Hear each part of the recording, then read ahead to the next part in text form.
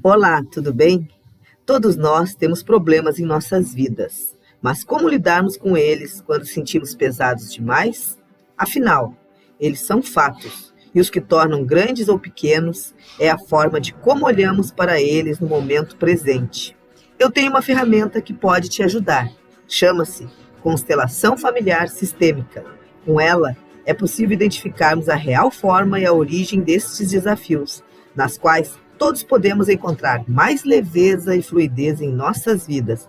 Agende seu atendimento, individual ou em grupo, e encontre mais harmonia e prosperidade em seu caminho. Vamos juntos? Na colocação das cartas, eu escolhi esse tabuleiro e é dessa forma que ele vai ser apresentado. Por que foi escolhido o selo de Salomão? Porque ele é intercalado dentro dele mesmo. Essa figura geométrica ela se cruza. Ela também representa um símbolo do infinito, porque não tem nenhuma abertura nela, apesar de serem duas figuras. Aqui nós temos o masculino com uma seta para cima e o feminino uma seta para baixo. Essa figura foi escolhida também por ser um símbolo de proteção no campo para quem está desenvolvendo um trabalho e de circularidade, fechando esse campo para que esse trabalho não fuja, não seja dissipado no ambiente ou pela pessoa que está levando o trabalho para si. Vai ser feita a leitura dos 9 tópicos e do lançamento das 9 cartas. A distribuição delas pode seguir até mesmo o ritmo da distribuição das cartas dentro desse campo. Então, começando colocando as cartas. Essa carta número 1 está ali, um menino de braços abertos, é a primeira carta a ser colocada. Ela vem seguindo a orientação da carta número 8, que é o infinito, né?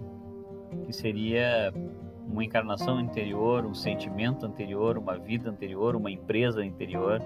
Aquilo que estava de uma determinada forma e aqui está sendo mudado para uma nova forma, uma nova configuração.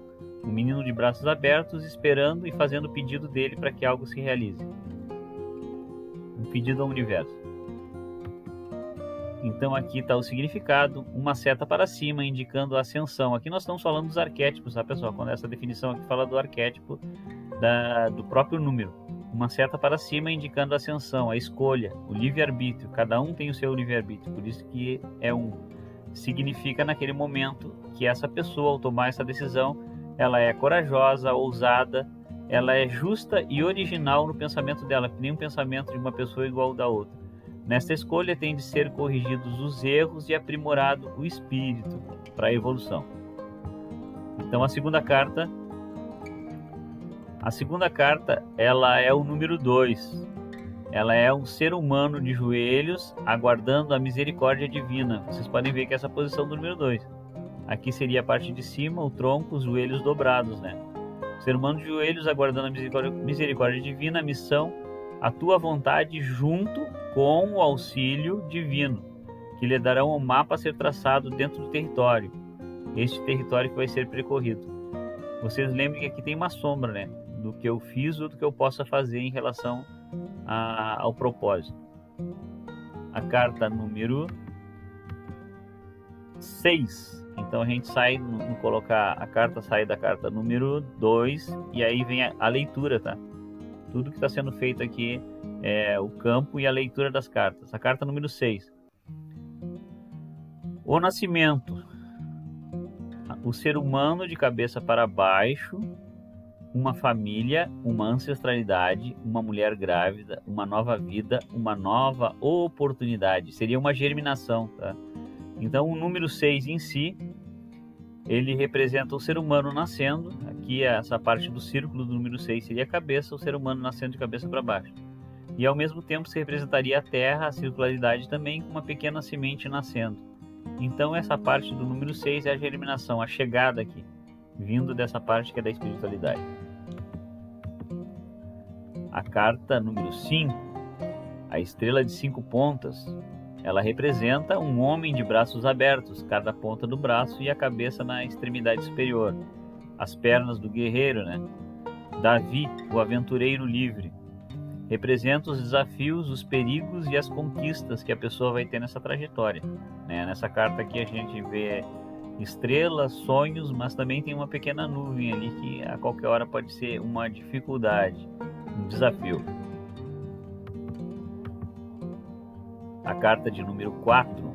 O número 4 em si, ele denota a proteção, as 4 paredes de uma casa, os 4 pés de um banco, os 4 cantos do mundo, a cruz, os 4 pontos cardeais, a solidez, a fluência, a formação da personalidade e a mobilidade pelos 4 membros e o próprio destino. Então, nessa parte da carta aqui, quando passou esses 3 ciclos, a pessoa já tem uma maturidade para saber para que lado ela vai evoluir em direção à carta número 7, que é outra ferramenta.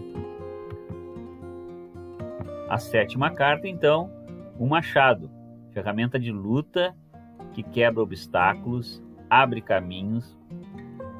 O número 7 em si tem o formato de um machado, né? Ele abre caminhos.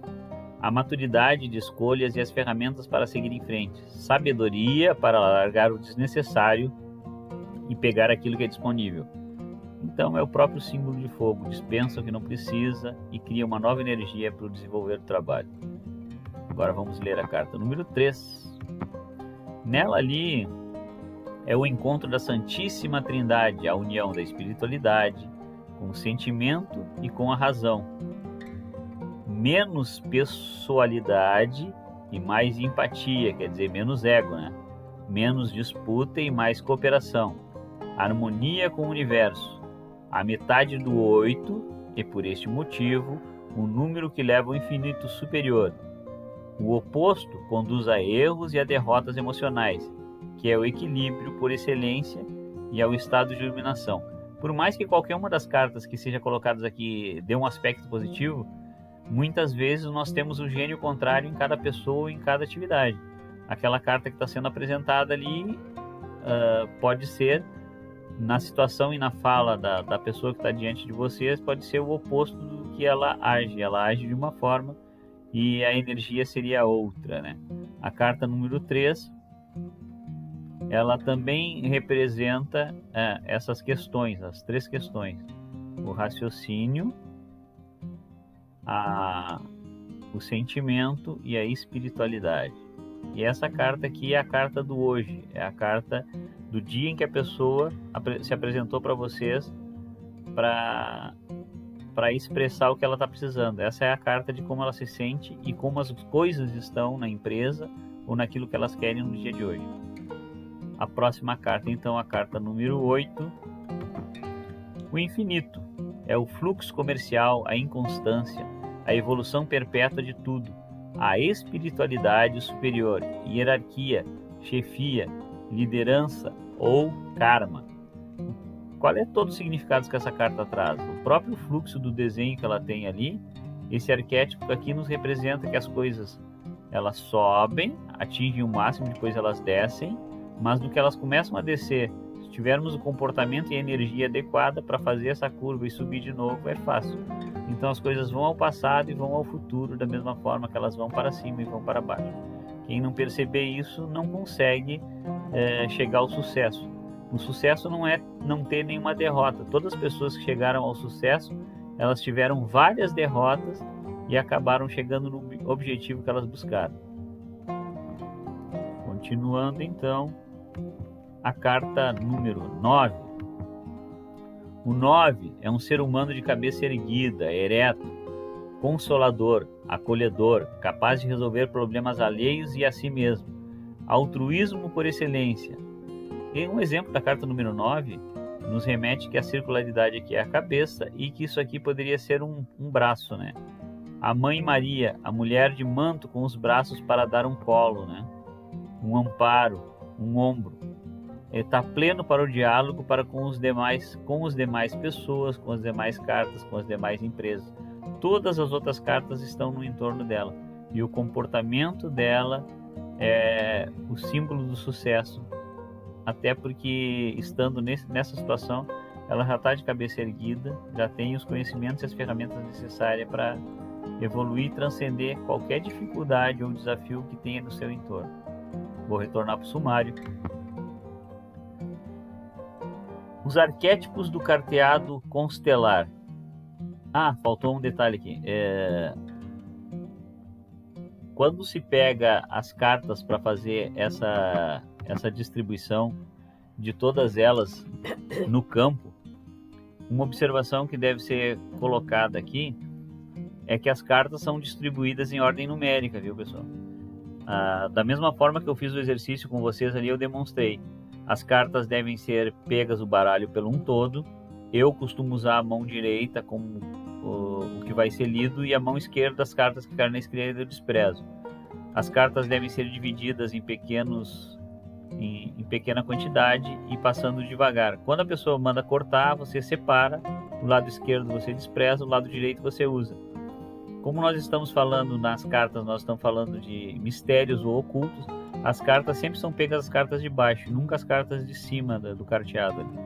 E aí você começa a fazer a distribuição no sentido dos ponteiros do relógio. A carta número 1, número 2, número 3, número 4, número 5, 6, 7, 8 e a última carta é a número 9.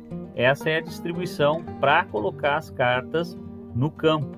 Essa não é a distribuição da leitura.